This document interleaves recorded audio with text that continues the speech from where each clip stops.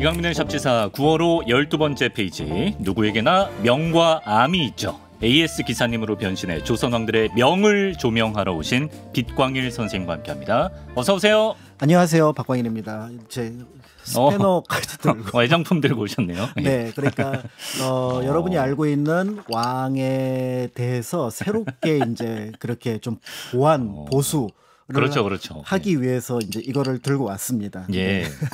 일단 저희 마이크 나사 같은 거 한번 조여주고 가시면 좋을 것 같고요. 네. 예. 감사드립니다.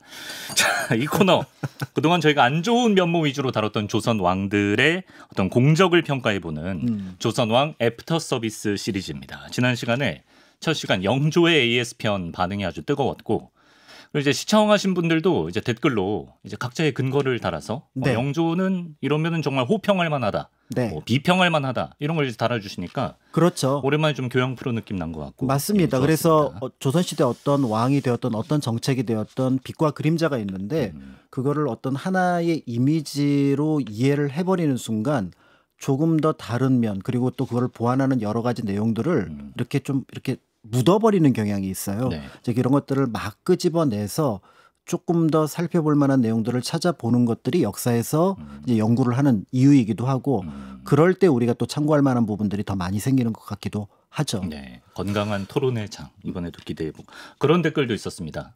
AS 기사님이라고 하는데 인조 고종 AS 가능하면 인정이다. 인조 고종 언젠가 가능할까요? 네, 최대한 명이 있겠죠. 최대한 찾아보도록 하겠습니다. 알겠습니다.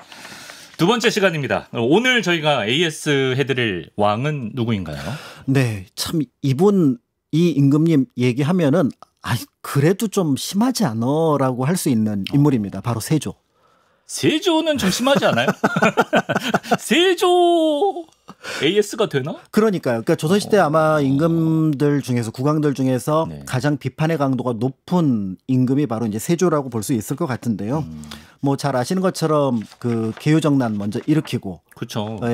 내가 왕이 될 상인가 하고 나서 2년 뒤에 조카였던 단종을 쫓아내고, 또 얼마 지나지 않아서 단종을 죽이고, 그리고 단종을 보게 하고자 했던 사람들을 이제 사육신들을 죽여서 우리가 알고 있는 조선의 일반적인 통치 시스템을 무너뜨린 왕으로서 어떻게 보면 가장 비판을 받고 있기도 하고요. 네. 더 나아가서 이때 만들어진 공신들이 조선 전기 역사에서 공적 정치를 한다기보다는 사적 정치를 했다라고 하는 이른바 훈구파. 그렇죠. 를 만들어냈다는 점에서 조선 전기 역사의 암울한 면을 만들어냈다, 이렇게 보기도 합니다. 그 막 사화로 이어지고 그런 거잖아요. 그렇죠. 피바람 나고. 그래서 이제 나중에 이 훈구파에 대해서 비판적인 의식을 가지고 있었던 신진 사대부들이 이제 사림이라는 이름으로 등장을 했는데, 이 선비들이 피해를 입었으니까 사화. 그래서 우리가 알고 있는 이제 4대 사화의 발현도 이 훈구파 때문이었다. 이제 이렇게 보기도 하는데요. 네네. 그렇기 때문에 세조에 대해서 이제 명예를 회복하는 것이 가능할까? 명예 회복.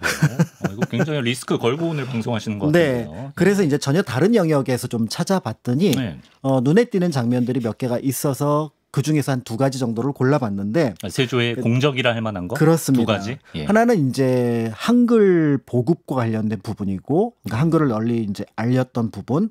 그다음에 이제 또 하나는 법전의 편찬. 이 2가지를 좀 알아보려고 준비를 했습니다.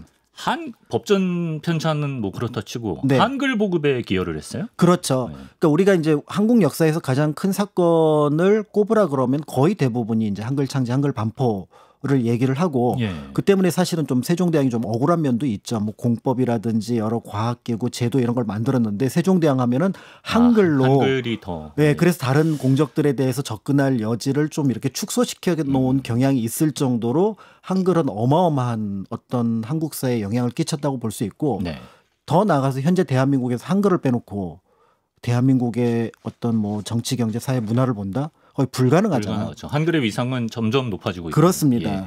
그런데 이제 이 한글을 만들 때 최만리의 상소처럼 그게 꼭 필요합니까? 라고 했던 당시 지식인들의 저항이 있었는데, 그렇다고 한다 그러면 한글을 창제하는 것도 중요하지만, 그러니까 창제하고 반포하는 것도 중요하지만 이거를 보급하는 문제도 굉장히 중요할 텐데, 거기에 세조가 일정 정도 역할을 했다. 이렇게 볼 수 있어서 그 내용을 준비를 했습니다. 그래요? 그럼 좀 자세히 알아볼까요? 세조가 어떤 식으로 한글 보급에 역할을 했습니까? 네, 이제 훈민정음이 이제 그 반포되는 과정 속에서 가장 눈에 띄는 거는 이게 이제 이렇게 글자를 만들었다가 중요한 게 아니라 이 글자 쓸 수 있는 글자다라는 쉽게. 것을 보여주어야 되잖아요. 네. 그때 이제 우리가 가장 많이 들어본 책 두 권이 있습니다. 바로 그렇죠. 용비어천가와 석보상절. 용비어천가와 석보상절. 네, 뿌리 깊은 나무 바람에 아니밀세 그렇죠, 고토였고 그렇죠. 여름 하나니라고 하는 한글 이미지가 딱. 네, 예. 그래서 이 용비어천가가 있어서 이걸 통해서 우리가 한글을 한자처럼 쓸 수 있구나 글자로. 그거를 근데 인식하는 것도 하나의 과정이었겠구나. 진짜. 그렇죠. 그러니까 예. 이게 만들어서 그냥 반포하는 게 중요한 게 아니라 이걸 쓸 수 있다. 이렇게 쓸 수 있는 문자구나. 네, 이렇게 쓸 수 있다를 보여줬는데 용비어천가의 한계가 있습니다. 뭐죠? 이게 시예요. 네. 시는 우리가 일상 용어로 쓰는 것과 약간 차이가 있으니 산문으로 된 또 하나의 문장이 필요합니다. 그 산문으로 된 최초의 문장이 바로 이 석보상절인데 예. 이 석보상절을 지은 인물이 왕이 되기 전 세조 수양대군입니다. 대군 시절에 세조가 지었어요, 이거를. 그렇죠. 석보상절을. 네, 그래서 이제 석보상절은 조금 간단하게 설명을 드리면 예. 이게 이제 석가모니의 일생을 적은 책이라고 볼 수 있는데 석가보라고 하는 책을 바탕으로 해서 이제 불교의 경전이죠. 무법 연화경, 지장보살 원경, 아미타경, 약사경 이런 것들을 참고해서 이거를 지은 겁니다. 그런데 이 석보상절을 지은 이유는 바로 뭐냐면은 네. 이걸 바탕으로 해서 이제 우리가 알고 있는 소원왕후 심씨의 어떤 명복을 빌어준다. 이런 의미를 여기에 담았던 거예요. 그러니까 불교와 관련된 내용이긴 하지만 이걸 통해서 어머니 그리고 세종으로 볼 때는 왕비의 명복을 길어준다. 이런 의미를 볼 수 있을 것 같고 이걸 바탕으로 세종이 보니까 석보상절을 정말 잘 지은 거예요. 세종이 보니까? 네. 예. 그래서 이걸 가지고 나도 한번 그러면은 뭔가 글을 한번 지어보겠다라고 했던 게 월인청강지곡. 월인청강지곡 그 유명한. 그렇죠. 예. 그러니까 석보상절이 먼저 있는데 네. 그걸 보고 나 그러면 월인청강지곡을 세종이 한번 지어보겠다. 우리 아들한테 자극을 받았네요. 그렇죠. 예. 그런 의미에서 볼 때 이제 우리가 알고 있는 이 책이 굉장히 큰 영향을 끼쳤고 나중에 세조가 왕위에 올라가서 이 두 책 석보상절하고 월인청강지곡을 참고해서 월인석보라는 책을 다시 한번 짓습니다. 그러면서 이 세 개의 책을 통해서 네. 당시 한글의 변화가 어떻게 빠른 시기에 왜냐하면 비슷한 내용을 다루고 있거든요. 이루어졌는지를 알 수 있는 굉장히 중요한 자료다. 이렇게 볼 수가 있습니다. 예. 그 세조가 대군 시절에 지었다는 석포상절이 이제 석가모니 일대기 정리한 책이다라고 하셨는데 세조가 실제로 한글도 한글이지만 불교에 관심이 많았나 보네요. 네, 그 세종도 말년에 다시 이제 불교에 좀 깊이 귀의를 하고 예. 그다음에 이제 그 세조 역시 처음부터 불교에 관심이 많았던 부분들이 있었는데요. 유교 국가인데 왕실 사람이 그래도 됩니까? 이게 이제 우리가 조선 시대 역사를 바라볼 때 약간 기계적으로 바라볼 때 나타날 수 있는 차이점이라고 볼 수가 있습니다. 그러니까 우리가 정도전이 이제 숭유억불, 그다음에 이제 우리가 알고 있는 패불론, 불시잡변 이런 것들을 통해서 조선이라는 나라는 성리학의 나라다라고 깃발을 딱 올렸잖아요. 그렇죠. 예. 그런데 500년 동안 불교 국가였어요. 한 번에 그게 모두 전환이 안 되나? 전환이 안 되죠. 안 되는 그러니까 예를 들어서 당시 양반들이 제사를 지낸다라고 할 때 윤회봉사라고 해서 돌아가면서 제사를 지냅니다. 예. 그럼 돌아가면서 제사를 지낸다는 얘기는 언뜻 생각하면은 지금 우리 기준으로 볼 때는 큰 집에서 오래 지내고 내년에는 작은 집에서 지내고 이렇게 될 것 같은데 네. 그건 불가능에 가깝죠. 지금처럼 교통이 편하지 않은 시기에는. 그러면 네. 그때는 어디서 제사를 지내냐면은 큰 집. 절에서. 절에서. 그러니까 우리가 보통 무슨 제라고 하는 아이를 쓰는 불교의 제를 바탕으로 그러니까 돌아가신 날 지내는 제를 기신 지금은 어이를 쓰는 제를 쓰지만 이제 불교에서는 제라는 의미로 아이를 쓰는 제를 쓰거든요. 예. 이제 이런 방식으로 당시에 불교가 많이 퍼져 있었던 부분들이 있었고요. 네.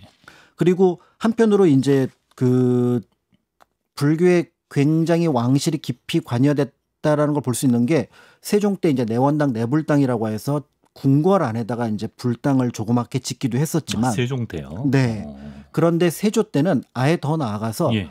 간경도감이라고 하는 불교 경전을 간행하는 관청을 만듭니다. 아, 관청을 만들 정도였구나. 네. 오. 탑골공원의 원각사가 이제 세조가 발원해서 만든 큰 절이거든요. 네. 거기에 이제 강경도감을 설치를 했습니다. 아, 그러네. 그러니까 이 강경도감이 만들어졌는데 우리는 이제 여기서 또 하나 이제 약간의 또 오차가 있는 게 간경 경전을 만든다. 그러니까 이제 조선 초기에 불교가 아직까지 굉장히 중요하게 다뤄졌구나였는데 네. 이 강경도감의 핵심이 뭐냐면 불교 경전을 한글로 번역하는 작업이었어요. 아, 그런 작업을 핵심적으로 이게 했던. 중심 작업이에요. 그러니까 경전을 새로 간행한 것도 있지만 예. 기존 경전을 한글로 번역하는 게 여기서 굉장히 중요한 부분이었어요. 왜 그랬을까요? 한글 보급에 중요했기 때문에. 그렇죠. 그런 건가요? 한글 보급에 영향을 끼쳤던 거죠. 그래서 자료를 찾아보니까 예. 아니 그러면 이왕 불교 경전만 번역할 게 아니라 유교 경전도 아, 같이 합니까? 번역을 해야 되는 거 아니야? 아, 예. 라고 해서 자료를 찾아봤더니 세종 때 사서 그러니까 노노맹자 중용대학을 네. 번역을 해라라는 명을 내립니다. 아, 야. 그런데 명을 내렸는데 불교 경전은 뭐 세종 때도 그렇고 세조 때도 그렇고 특히 세조 때 촉촉촉 번역이 돼서 나오거든요. 한글로. 네. 그런데 얘는 사서는 100년 지나서 완성이 됩니다. 번역에 100년이 더 걸립니까? 그렇죠. 노노맹자 중용대학이 제가 보기엔 더 쉬워 보이는데 왜 그럴까요? 그러니까 여기에는 이제 몇 가지 이유가 있는 것으로 보여지는데요. 네. 첫 번째는 노노맹자 중용대학은 당시 선비들 기준으로 이걸 한글로 공부한다고? 음. 너무나 당연하게 한문으로 공부하는 거죠. 학위시스전 불형 여로화를 한문으로 배워야지. 배우고 때때로 익히면 즐겁지 아니하겠는가로 한글로 번역한다는 것 자체가 납득이 안 된다는 거예요. 납득이 안 된다. 그렇죠. 과거 준비만 해도 이거 한문으로 다 배워야 되는데. 그렇죠. 노노맹자 중용대학 보고 그다음에 뭐 보겠어요. 시경, 서경, 역경 봐야 되는데 그런데 이거를 한글로 공부를 한다고? 그리고 이걸 한글로 번역을 한다고? 아 이거 반대할 거다. 그러니까 유학자들이 오히려 여기에 대한 거부감이 컸을 겁니다. 약간 지식 기득권을 지키는 것도 있었을 것 같지만 그냥 그렇죠. 약간 폼이 안 살아서 폼이 안 사는 폼이 거죠. 안 살아서 그런 것도 그러니까 이거를 조금 우리 시대의 표현으로 바꾼다면은 영어를 번역하는 게 아니라 그 음을 다는 거 혹시 아시나요? 아, 그런 식으로. I am How are you? 그거를 한글로 적는 느낌인 그런 거예요. 느낌이다. 그런데 앞으로 영어를 계속 공부해 나가야 되는데 이게 뭐 하는 짓이냐. 오케이. 요런 톤인 거예요. 그런 느낌. 예. 그러니까 최만리를 비롯해서 지식인들이 이미 성리학자들이 한글 창제에 대해서 약간 거부감을 느끼고 있는데 한글로 유교 경전을 번역하는 거는 거부감을 느꼈을 것 같고요. 예. 그런데 불교 경전은 약간 뉘앙스가 다른 거죠. 왜냐하면은 예. 우리가 불교에서 부처님을 가리킬 때 열애라는 표현도 쓰고 열애. 그다음에 부처라는 표현도 쓰는데 네. 이게 전부 다 음가를 가지거나 뜻으로 표현을 한 거기 때문에 굉장히 예를 들어서 붓다라는 개념을 불타로 표현한 게 불이 된 거고요. 이건 음을 가져온 거고. 그렇죠. 열애는 두로 통한다라는 어떻게 보면 뜻을 표현한 겁니다. 이게 원래 산스크리트어를 한자로 또는 빨리어를 한자로 번역하는 과정 속에서 네네네. 해석이 필요한 부분들이 있어요. 이미 한문으로 번역을 한번 거친 느낌이네요. 그렇죠. 그러니까 예. 이 한문도 사실은 중간 과정이죠. 왜냐하면은 그걸 어찌할 방법이 없으니까 그냥 음으로 가져오는 경우도 있고 그렇죠. 아니 이건 해석이 가능해. 그래서 뜻으로 가져오는 경우가 있는 거죠. 예. 그러니까 여기에는 뭔가 새로운 번역의 여지가 필요한데 이거 한글로 번역하자. 그러면은 쉬울 거고 네. 그리고 이제 그 팔짱 끼고 있는 선비들 있잖아요. 예. 성리학자들이 볼 때 한글로 뭐 유교 경전을 번역해 난 반댈세 이랬던 분들이 네네네. 불교 경전은 뭐 내가 안 볼 해. 건데 그거 뭐 불교 요즘에 정도야 뭐 절에 가는 사람들 뭐 승려들 또 왕의 마음에 들진 않지만 뭐 이렇게 왕비마마나 공주들 이런 분들이 볼 거니까 하면 좋고 요런 톤이 여기에 적용이 되면서 주로 불교 경전이 번역이 됐을 거로 그게 더 빠르고 편했겠네요. 있습니다. 예. 그렇군요. 그러니까 이런 면에서 이제 세조가 불교 경전을 그러니까 한글로 번역하는 과정들을 거쳤기 때문에 네. 이게 이제 굉장히 좀 빠르게 뻗어나가면서 이제 불교를 접했던 많은 관련자들이 네. 이제 한글을 쉽게 그리고 또 친숙하게 받아들였을 또 거라는 그때는 거는 일반 민중들도 불교를 많이 믿을 때였겠죠. 그렇죠. 예, 그러니까 그런 더 부분들이 편하게 이제 받아들일 영향을 수 끼쳤을 있고. 걸로 볼 수가 있습니다. 심지어 세조가 이제 뭐 절을 하나 다시 리모델링한 적이 있는데 그와 관련한 한글 기록도 있나 보네요. 네, 굉장히 중요한 문서 하나가 남아 있습니다. 앞에서 말씀드렸던 뭐 용비어천가라든지 월인석보라든지 석보상절이라든지 이런 것들은 전부 다 인쇄된 한글인데 네. 손으로 직접 쓴 한글이 세조 때 만들어집니다. 세조 손으로? 세조선은 아니에요. 세조선은 세조는 아니고. 이제 그 권선문이라는 걸 지었는데 그거를 이제 번역해내는 과정에서 누군가 한글로 적은 것으로 보여지는데요. 예. 이게 상원사라는 절을 중창 새롭게 다시 짓는 것을 권선문, 그러니까 많은 사람들이 시주하기를 바란다는 뜻을 지은 문헌이 2개가 남아 있습니다. 한글로 돼 있어요. 그래서 하나는 한글과 한문, 그러니까 한문이 원문이 있고 한글로 번역한 게 있고요. 예. 하나는 한문으로만 된 것. 그래서 번역본, 네. 그다음에 한문본 이렇게 이제 그 가볍게 보면은 2개로 된 것이 남아 있는데요. 예. 이게 이제 상원사 중창 권선문인데 상원사는 오대산에 있다고 합니다. 맞습니다. 예. 오대산에 있는데 여기에 보면은 좀 흥미로운 부분이 한글 번역이 있는 것은 32페이지고요. 네. 한문만 있는 거는 64페이지입니다. 한문이 2배네요. 왜냐하면은 네. 원문이 있고 한글 번역이 있으면 네. 이게 더 길어야 되거든요. 번역한 게 더 길. 그렇죠. 그런데 반대로 돼 있어요. 한글이 더 많아야 되는데. 그렇죠. 그러니까 예. 한글도 번역한 거는 32페이지고 네. 한문만 있는 건 64페이지인데 어? 그 이유가 왜 그러죠? 여기에 보면은 예. 그 끝에 부분에 시주한 사람들의 이름을 적어놨습니다. 예. 그런데 한글로 번역된 부분에는 왕이 포함되어 있긴 하지만 네. 16명의 여성의 이름이 적혀 있어요. 그러니까 시주자 이름이 16명이다라는 게 이 상원사 중창권선문 한글 번역본에 들어가 있고요. 그러니까 절 재건에 보탬을 준 사람이 기부자 도네이션 그 시주라는 명단이 게 그런 거죠. 예. 도네이션 명단이 16명이 있고 예. 그런데 그 한문본은 네. 시주자가 233명입니다. 그 이름이 쭉 적혀 있다 보니까 페이지가 늘어난 거예요. 아니 근데 한글이든 한문이든 시주자는 똑같아야 되는 거 아니에요? 달라요. 네. 그래서 한글 번역본에는 네. 왕을 제외하고는 그러니까 세조를 제외하고는 16명이 다 여자고요. 예. 한문본은 233명이 전부 다 남자입니다. 왜 어떻게 봐야 되나요? 그걸? 그러니까 여기서 이제 짐작해 볼 수 있는 게 바로 뭐냐면 예. 당시 이 시주자들은 뭐 예를 들어 뭐 효령대군도 있고 그래서 왕실의 그 대군도 있지만 우리가 알고 있는 한명회라든지 신숙주라든지 이런 인물들이 있거든요. 네. 그러니까 유학자들이 볼 때는 한글이 필요하지 않은 거예요. 아직도 좀 안 좋게 보고 있었네. 그러니까 안 좋게 본 게 아니라 난 필요하지 않아. 번역하잖아. 진짜 말 그대로 필요가 없어서. 번역 필요하지 필요가 없어서. 않아라고 생각을 해서 그냥 한문으로 쭉 적은 거고 한글 번역본에 가장 앞에는 물론 이제 세조가 있긴 하지만 예. 이 문서의 핵심 시주자가 누굴까? 상원사를 짓는데 예. 가장 큰 돈을 기부한 사람이 누굴까를 봤더니 예. 자성왕비 즉 당시 나중에 죽은 다음에 정의왕으로 시호가 붙었던 예. 세조의 왕비입니다. 이분이 한문을 모릅니다. 왕실 여성 한문 모르나요? 거의 대부분 모릅니다. 그래요. 그러니까 소해왕후 한씨라고 하는 네. 이제 여기에 보면은 그 소해왕후 한씨가 세자민 시절에 예. 이름이 있기는 한데요. 네. 소해왕후는 한문을 압니다만은 네. 어차피 핵심 인물이 바로 누구냐면은 정의왕후이기 때문에 네. 정의왕후를 포함해서 대부분의 왕실 여성들은 네. 한문을 잘 못 씁니다. 공부할 기회가 없어서.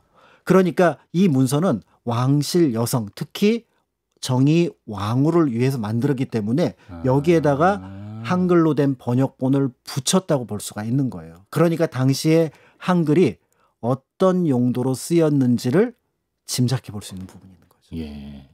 그러니까 요 시주 명단이 쫙 있고 그거를 다 통째로 한글로 번역한 게 아니라 네. 한글 번역본에 그러니까 사인처럼 이렇게 그렇죠. 그걸 다 알았다는 거죠. 그렇죠. 한글 따로 한문 따로. 그렇죠. 그러니까 문서가 2개 있어서 예. 그러니까 이걸 이제 읽어보라고 했을 때 네네. 그러니까 이제 정의왕후가 딱 읽어보고 그래 하면서 정의왕후라는 그 란이 있으면은 네. 거기에 이제 도장을 쾅 찍어서 그래서 여성들은 한글에만 그렇고 남성들은 이렇게 쭉 보고 나서 거기 이름 있으면 거기 사인하세요. 예. 보셨으면은 예. 해서 이제 사인하는 용도인데 네. 여기에도 특이한 부분이 있어요. 뭐가요? 예. 남성들은 여기 전부 다 그 자기 이름을 적어놨거든요. 네. 인쇄처럼 아주 예쁘게 썼어요. 예. 누가 아마 이제 그 사자하는 글자를 쓴 사람이 쓴 것 같아요. 네. 그럼 그 밑에다 사인을 합니다. 남자들은 수결. 네. 수결이라는 사인이 있잖아요. 수결. 예. 예. 그걸 배웠죠. 예. 근데 여성분들은 도장을 찍어요. 왜냐하면 사인이 없어요. 그래요. 왜냐하면 문서를 계속 다루지 않으니까 이분들은 사인이 없어서 그래서 예전에 우리 도장할 때 예, 맞아요. 어보할 때 얘기 잠깐 드렸던 것처럼 또 인감 문제할 때 잠깐 얘기 드렸던 것처럼 조선시대는 자기를 증명하는 것을 도장으로 했던 거는 여성들이었고 남성들은 전부 다 사인으로 처리한 것들이 이 문서에도 그대로 남아 확인할 수가 있네요. 있습니다. 예. 그러니까 나중에 인터넷 같은 것들을 검색해 보시면 이 두 개의 중창권서문 번역본하고 한글 번역본하고 그다음 한문본이 있으니까 거기에 그 시주자 명단 즉 기부자 명단들을 쭉 보시면 지금 제가 말씀드린 차이점이 명확하게 어떤 것인지를 알 수가 있는데요. 네. 이렇게 이제 한글 문서를 많이 썼던 이유는 당시 세조가 한글에 대한 관심이 많았고 그렇죠. 더불어서 이것들이 이제 불교라든지 또 여성들을 통해서 퍼져 나갔구나라는 것들을 알 수 있다는 점에서 그런 면에서 이제 굉장히 중요하다고 볼 수가 있고요. 그러니까 세종이 한글을 만들었기 때문에 이미 조선시대 왕실에서는 한글은 건드릴 수 없는 권위를 갖고 있습니다. 네. 그거는 분명해요. 예. 그런데 세조는 이제 세종의 이제 둘째 아들이긴 하지만 네. 장자 문종하고 그 아들인 단종을 그러니까 문종이 죽은 다음에 단종을 죽이고 왕이 그렇죠. 올라갔기 때문에 세조가 한글에 대해서 어떤 태도를 취하느냐에 따라서 이후 한글의 운명이 달라질 가능성이 있었어요. 세조는 한글을 멀리에서도 사실 그렇게 이상해 보이지 않을 수도 있었다. 그렇죠. 그러면 이제 그때부터 왕실에서는 뭐 세종대왕이 훌륭하시긴 하지만 뭐 세조께서 멀리하셨으면은 뭐 어쩔 수 없지 뭐. 뭐라고 하는데 세조 역시 한글을 굉장히 중요하게 생각을 하니까 그러니까 이게 쭉 내려가면서 자연스럽게 적어도 왕실에서는 한글이 대단히 중요했고 그렇기 때문에 우리가 조선시대에 한글을 얕봤다라고 하는 것들은 국가 차원이 아니라 양반 차원입니다. 양반들. 예. 국가에서는 네가 감히 한글을 얕봐? 그러네요. 이게 세종대왕과 세조께서 관심을 가지고 창제하고 널리 보급한 건데 이거를 얕봐? 이거는 그래서 표현이 세조를 얕봤다는 거예요. 네네. 왕을 얕보는 거기 때문에 그렇죠. 그러니까 우리가 그 조선시대에 한글을 가볍게 여겼다라는 거는 조선이라는 나라가 그런 것이 아니라 양반들. 조선 안에 사대부들이 그랬다라고 그러네요. 보는 것들로 구분을 지을 수 있을 것 같습니다. 세조의 이런 노력 덕에 한글이 좀 더 빨리 자리를 잡고 이제 백성들도 우리 글을 쉽게 접할 수 있게 된 거. 요거는 우리가 좀 알아둘 필요가 있겠습니다. 그리고 이제 세조 또 다른 업적으로 아까 꼽아주셨던 게 법전 편찬이라고 하셨는데요. 이게 참 아이러니예요. 왜 아이러니합니까? 법을 무너뜨린 양반이 그러네. 나 다음부터는 지켜라. 나 때부터는 잘하자. 뭐 이런 느낌입니다. 그러니까 조선을 그 이전에 고려 또 주변의 다른 나라랑 견줘서 조금 높은 평가를 받는 것들이 바로 이제 법치를 실현했다라는 부분입니다. 뭐 현대 사회에서의 법치와 정근대 국가에서의 법치는 뉘앙스는 조금 다릅니다. 현대 사회에서의 법치는 법을 통해서 개인의 자유, 그 다음에 어떻게 보면은 권리를 법으로 보호를 하겠다라는 개념이라면 정근대에서는 그래도 요것보다 좀 소극적인, 그러니까 법을 통해서 왕권을 좀 제약하겠다. 그 의미가 있는데 그럼에도 주권자인 왕권을 제약한다? 이거 보통 일이 아니거든요. 그런데 이게 중국의 주나라 때부터 이게 이념으로서는 만들어졌지만 실제 중국이나 또 주변의 일본 같은 나라에서는 실현된 적이 없습니다. 진정한 법치는 실현된 적이 없습니까? 그렇죠. 우리나라에서도 고려 때 뭐 이렇게 신하들이 뭐 시무조 올리면은 열심히 해볼게라고 하지만 이건 권고사항이지 강제사항으로는 거리가 좀 있는 부분이었죠. 그런데 경국대전이 만들어지게 되면서 조선은 적어도 이 법을 벗어날 때는 굉장한 위험 부담을 감수해야 되고요. 왕이라 한들. 그리고 대부분의 관료들은 그 경국대전의 체계 안에서 자신의 행정 또는 때에 따라서는 뭐 사법적인 절차를 취해야 했다는 부분에서 굉장히 중요한 의미를 갖는데 그 시작을 세조가 했던 거죠. 근데 조선 건국할 때부터 뭐 정도전이나 이런 사람들이 뭐 법전 이런 거 만들지 않나요? 그렇습니다. 그러니까 이제 정도전이 처음에 이제 그 조선을 건국하면서 이 나라는 고려와 달라야 된다라고 생각을 했던 것들이 몇 가지가 있는데 예를 들어 그 중에 하나가 앞에서 말씀드렸던 이제 불교 국가가 아니라 유교 국가가 돼야 된다. 당시에는 유교가 이제 실학이라는 관점에서 필요하다고 생각을 했었거든요. 그다음에 이제 또 하나가 왕의 권한이 무한대로 가면 안 된다. 왕을 제약해야 된다라는 부분들이 있었던 것들이 있습니다. 그래서 정도전이 그걸 어디에서 가져오냐면은 유학자들이 신성하게 여기는 나라가 중국의 주나라잖아요. 예, 예. 그래서 그 주나라의 예법을 적은 게 주례라는 책이 있는데 주례. 예. 이 주례가 원래는 주관, 그러니까 주나라의 관료 제도를 가리키는 낱말이었습니다. 네. 그러니까 요 법전이 있으니 네. 어떤 제도를 적은 책이 있으니 이걸 가지고 우리도 한번 정치를 법을 통해서 한번 만들어 보자라는 총론을 한번 작성을 해요. 예. 이게 조선 경국전입니다. 조선 경국전. 그러니까 이 조선 경국전은 말 그대로 총론만 다뤘기 때문에 거기서 핵심 뭐냐면 왕이라고 하더라도 어떻게 보면은 법의 질서에 좀 따라야 되고 왕의 권한을 무한대로 줄 수는 없고 하면서 왕도 정치의 기본 방향을 정도전이 제안을 하는 거고 네. 요걸 바탕으로 아마 경제육전이라고 하는 네. 실무적인 법전이 좀 완성이 됐던 것 같아요. 왜 같아요라고 하시죠? 왜냐하면 이게 원문이 남아있지 않습니다. 이름만 남아있어요. 약간 강론에 가까운 건가요? 그렇죠. 강론에 있었지만 아마 아주 세밀한 부분까지라기보다는 좀 크게 강론을 잡아놓은 것으로 보입니다. 네. 그래서 이런 책이 있었던 것으로 보이지만 이제 이것을 본격화하기 위해서 조금 더 여러 가지 제도 정비가 필요했는데 네. 그 제도 정비의 완성을 세조가 예. 이제는 가능할 것 같은데? 라고 판단을 했던 거예요. 진짜 법전. 그렇죠. 제대로 된 법전. 그래서 법의 핵심은 뭐냐면 여기에서 통하면 여기에서도 통해야 돼요. 그럼요. 예. 그러니까 법 앞에 많이 평등해야 되잖아요. 예. 그런데 이 법이라는 게 그 전까지만 하더라도 세조가 볼 때 그 전까지만 하더라도 중앙에서는 통할 것 같은데 네. 지방 가면 안 통할 것 같은 거예요. 나라 전체에 통할 수 있는 거. 그렇죠. 예. 그런데 그 객관적인 조건이 세조 때 만들어집니다. 이게 중앙에서의 통치가 지방에서도 이루어질 수 있을 것 같은데 라고 세조가 봤던 게 있는데 그것과 관련된 사건이 네. 유명한 이시의 반란입니다. 이시의 난. 네. 들어봤는데. 함경도 일대의 토호였던 이시해가 일으켰던 반란이에요. 왜 그게. 이게 왜 중요하냐면 네네. 그 고려가 됐든 조선이 됐든 이 시기까지만 하더라도 지방의 사또는 지방의 실력자입니다. 지방 유지. 네. 그러니까 중앙에서 뭐라고 얘기를 해도 네. 네, 알았습니다 하면서 그런데 뭐 여기는 내가 실력자인데 누구야? 내가 얘기한 거 누가 고발할 거야. 네. 다 나와. 이런 톤이에요. 약간 토후국 같네요. 토죠. 그러니까 고려 때 우리가 알고 있는 각 지역에 호족들이 있었는데 네네. 그들이 계속해서 자신의 권력을 유지해 갔다. 음. 이런 느낌을 갖고 있는 거잖아요. 네. 그런데 세조 때 무슨 정책을 펼치냐면은 모든 지역에 지방관을 파견하겠다. 토호에게는 권한을 주지 않겠다라는 중앙에서 지방관 지정한다? 네. 그래서 이제까지 토호는 뭐만 한다? 사또 밑에서 보조만 한다. 우리가 알고 있는 아전들이 원래 이 신분이었습니다. 지방의 토호였어요. 그 사극에서 목소리 간사한 분들. 그렇죠. 예예예 이런 네. 분들이요? 그리고 너네들 재산 있으니까 예. 무급으로 한다. 무급이야 심지어? 아전 무급이에요. 이게 이제 나중에 조선 후기에 문제가 되는 부분이긴 하늘과 한데요. 땅 차이네. 아무튼 예. 지방 토호의 권한을 약화시키는 거죠. 그런데 특히 함경도 같은 경우는 이시해를 비롯한 지방의 토호들의 권한이 굉장히 강했거든요. 예. 감히 나를 무시해? 그래서 들고 일어난 거예요? 나 이성계랑 동양인데 나를 무시해? 그러네. 하면서 반란을 일으킨 게 이시해 난인데 네. 이거를 강경 진압을 해버리죠. 세조가. 네, 그래서 우리가 알고 있는 남이까지 보내가지고 남이 장군까지 보내서 우리 남이 장군. 예. 진압을 합니다. 예.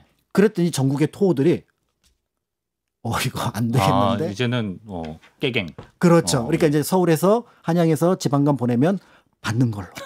그러니까 서울의 통치와 지방의 통치가 일원화될 가능성을 세조가 보고 만들어낸 거예요.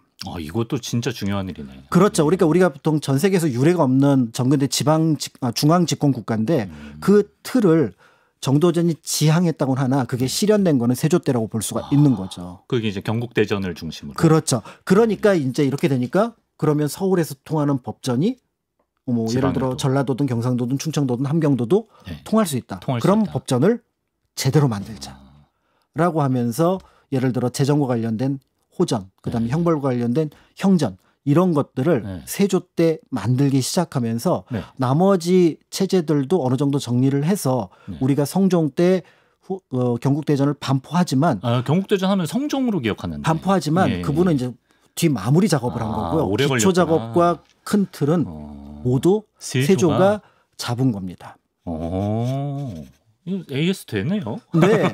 그래서 이제 그 경국대전이 얼마나 중요한지를 짐작해 볼 수 있는 게 일단 경국대전이라는 게 두 가지 면에서 중요한데 하나는 횡적으로 중요하고 하나는 그 종적으로. 종적으로 시간의 순으로도 중요하다고 볼 수가 있는데 횡적으로 중요한 부분은 이제 경국대전의 챕터가 6개죠. 아 우리가 아는 그 뭐 육전 이런 거. 그렇죠. 예. 그러니까 아까 경제육전 잠깐 얘기가 나왔던 예, 것처럼 예, 예. 경국대전이 이전, 호전, 예전, 형전, 병전, 공전. 그러니까 우리가 알고 있는 판서들이 이조판서부터 공조판서까지 네. 6명이죠. 그렇죠, 그렇죠. 이게 경국대전의 체계에 맞는 정치 체제입니다. 아, 예, 예, 예. 이게 원래 발해에도 있었고 신라에도 있었는데 아, 법전 없이 그러니까 정치 체계만 갖춰 그래요? 놓았다라고 볼 수가 있는 거고요. 예. 그리고 지방에 우리가 알고 있는 앞에 잠깐 말씀드린 호족이 이제 격화돼서 만들어진 지방 아전들이 아전들. 이전, 호전, 이방, 호방, 예방, 형방, 병방, 공방. 그러니까 그래서 여기도 이방이구나. 네, 아, 예. 이호 예병 형공이 여기도 똑같이 붙어요. 예, 예, 예. 그러니까 중앙과 지방이 횡적으로 만난다라는 것들을 그러네요. 시스템이 통하네요. 그게 경국대전이 바탕이 되고 널리 알려져 있지는 않지만 조선에 이제 보면 승정원이 있잖아요. 왕의 비서실. 비서실. 예. 그게 이제 도승지, 좌승지, 우승지, 좌부 도승지, 좌승지, 우승지, 좌부승지, 우부승지, 우부승지. 5명. 5개네. 여긴 5개네. 예. 동부승지를 하나만. 짜잔. 동부승 6개네요. 6개. 예. 짐작할 수 있는 것처럼 도승지의 파트너는 이조판서.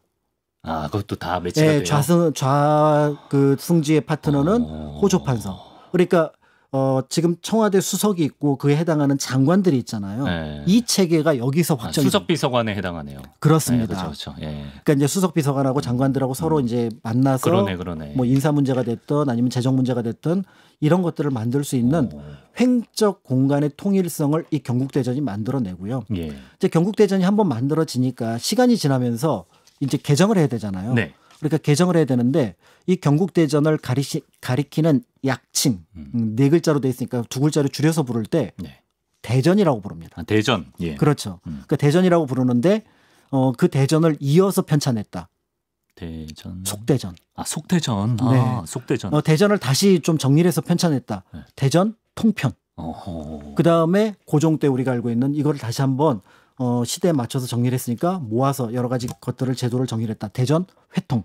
다 세조 때 한 거를 기반으로 확장을 그렇죠. 하네요. 그러니까 예. 조선은 경국대전의 나라입니다. 아. 그런데 그 기초가 반포는 성종 때 됐지만 그 시작은 세조 때 만들었던 점에서 야. 아이러니하게도 네. 자신은 법과 정치 체제와 그동안의 모든 세종까지 쌓아놨던 것들을 무너뜨리고 뒤집어 엎지만, 예. 무력으로 권력을 장악했는데 네. 그 이후에는 이제 이런 법과 제도 속에서 통치를 할 수 있도록 만들어 놓은 것들이라는 점에서 세조는 정말 양면을 가지고 있는 그러네. 그런 어떤 예. 왕이다 이렇게 볼 수 있을 것 같습니다. 예. 오늘 영상 댓글도 기대가 됩니다. 저도 처음에는 좀 우려를 했으나 아무리 그래도 세조를 지금 칭찬하냐? 근데 들어보니까 이 2가지는 확실히 인정해야 되지 않나. 근데 그럼에도 이제 제가 뭐 이제 영월에 장릉 가면은 이제 세조에 대해서 굉장히 안 좋은 얘기들을 막 할 수밖에 없을 것 같아요. 단종 유배지인가요? 네, 거기 가면은 굉장히 가식적인 행동들을 많이 하거든요. 그렇죠. 역시 양면이 있습니다. 그러니까 이제 정치를 볼 때 선악의 관점으로 보시기보다는 이제 좋고 나쁘고 또 때에 따라서는 왜 이 사람이 이렇게 가식적으로 또 때에 따라서는 좀 나쁜 그리고 때에 따라서는 긍정적인 모습들을 보였는지를 전반적으로 보시는 게 좋을 것 같은데 네. 개인으로서 인간으로서의 왕과 그다음에 이제 통치자 한 나라를 운영하는 어떤 지도자로서의 왕을 또 이렇게 나눠서 보시는 것도 조금 역사를 이해하시는데 그렇죠. 예. 도움이 되실 것 같습니다. 그게 더 깊이 있는 이해인 것 같습니다. 예. 자, 왕위 찬탈과 단종 사사로 뭐 비판을 피하긴 당연히 어렵습니다만 한글 보급과 법전 정비라는 큰 발자취를 남긴 세조에 대해서 오늘은 알아봤습니다. 박광일 선생님 말씀 고맙습니다. 감사합니다.